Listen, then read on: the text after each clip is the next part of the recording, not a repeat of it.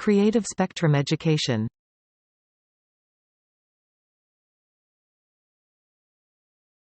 How do you say rain in Czech? Déšť. Déšť. Try to pronounce the word. Déšť. Repeat the word. Déšť. You've learned how to say rain in Czech.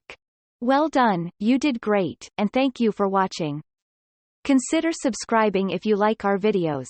You can also support us, so that we can keep making educational content. Feel free to visit the donation link to our website.